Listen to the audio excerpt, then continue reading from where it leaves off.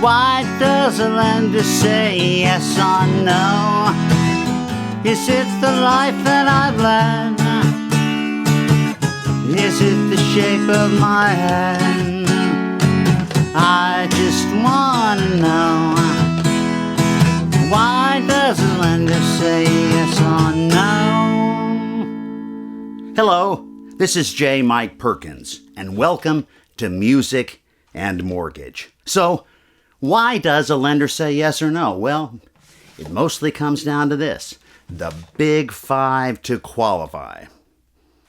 The Big Five to qualify refers to the 5 most important things that the lender is going to look at when they make a decision on your mortgage loan application. The process that I'm about to describe applies to the vast majority of mortgage programs out there, or is very close to that. However, there are about 10% of mortgages that use a different way of qualifying you. The most important things in your mortgage approval are the Big Five. So what are they? Well, the first one is your credit and your credit scores. The next is your employment and or your source of income. Third is what's called your debt-to-income ratio. The fourth one is the amount of down payment that you're making. And the last one is what the lender calls reserves. Number 1, credit and credit scores. In every case that I'm aware of, the mortgage lender is going to pull a credit report from all 3 of the credit bureaus: Equifax, Experian, and TransUnion. Assuming that you have enough information on file with these credit bureaus, they will give you a credit score. So you'll have 3 scores. The one that the mortgage lender will normally use is the one that is numerically in the middle, regardless of what bureau it comes from. So if you had scores, say, of 650, 670, and 680, the lender would pick the 670 because that is the one that is numerically in the middle. If you only have 2 credit scores because you don't have enough information with one of the bureaus to generate a score, the lender will normally use the lower of the 2. However, if you only have 1 credit score, normally the lender will consider that the same as having no credit scores. Traditionally, mortgage lenders have only accepted credit scores generated by the FICO company and not their competitor, Vantage. But just recently, I have seen a major wholesale lender offer some loan programs where you have the option of using Vantage or FICO. If you've got low credit scores, of course, that could get you declined for the mortgage. But even if you got approved, in most cases, you're going to pay more for it. Number 2 is employment and income. For employment, the lender is going to want to see that you have at least a 2-year work history. Now, if you were in school immediately before going to work, in most cases, the lender can count the time in school toward that 2-year minimum requirement. If you're using some other source of income to qualify, it's got to be acceptable to the lender, and the lender needs to believe that that income is going to continue for at least the next 3 years. If you have variable income, you need to understand that the lender is going to average that. And if you're self-employed, you need to realize that the lender has a very specific way of calculating the self-employment income that they're going to use to qualify you. And the number they come up with may not match what you think it is.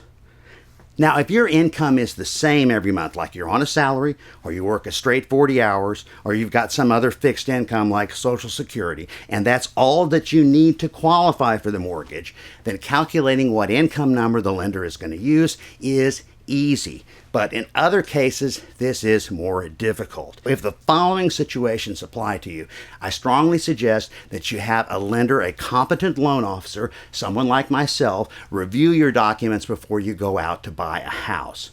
This applies if you have variable hours, if you're depending on overtime income to qualify, or bonus income, or you have commission income that you need to qualify once again. You're self-employed, the lender's going to need to see the tax returns to come up with what number they're going to actually use. If you've got investment income, the lender needs to review that to make sure that it is acceptable and come up with the number they're going to use to qualify you.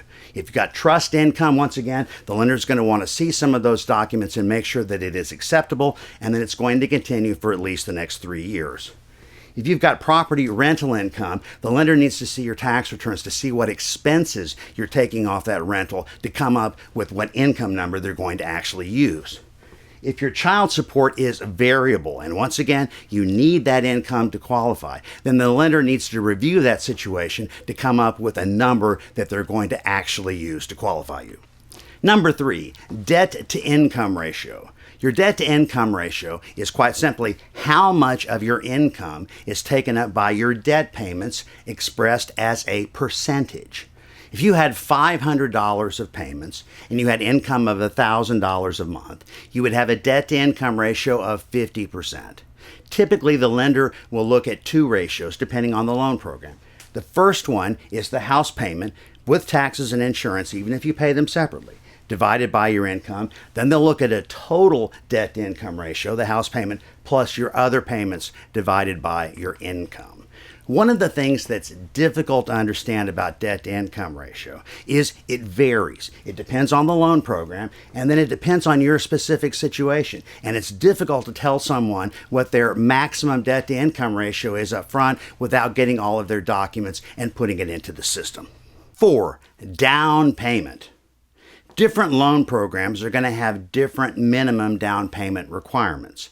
However, if you put more than the minimum down, that is a positive factor when the lender is making a decision on approving your loan.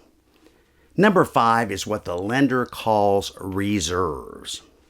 Reserves are the amount of money that you have saved after you close on the home. Some loan programs are going to require you to have a minimum amount in reserves. But if you have a large amount of reserves, more than what's required, that is a positive factor in making a decision on your mortgage approval. Whether the lender says yes or no mostly comes down to a combination of the big 5. They're all considered when your loan decision is made. And within limits, if you have strength in one area, it might be able to make up for some weakness in another. Let's go through a typical mortgage approval process. The first thing that's going to happen is the lender's going to take the application and gather up the documents. Now, if you're applying for a specialized loan program that allows someone with no credit scores to qualify, your process might be a little bit different. But for a typical loan file, the first thing that they're going to do is put all of the information into a computerized underwriting program. And that program is going to make a preliminary decision on whether or not to approve the loan.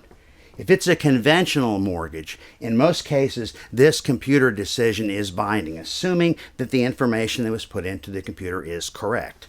On FHA and VA, we sure want this decision to be good, but if it's not, it is possible to override it if the lender offers this program. It's called manual underwriting, but it is difficult to do, and there may be some additional requirements on it.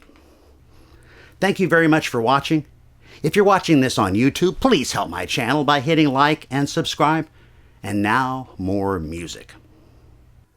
Don't be someone who defaults when you dance the mortgage waltz. I'll show you what you need to learn so you won't get lender heartburn. You'll learn not to do somersaults when you dance the mortgage waltz. Thank you very much.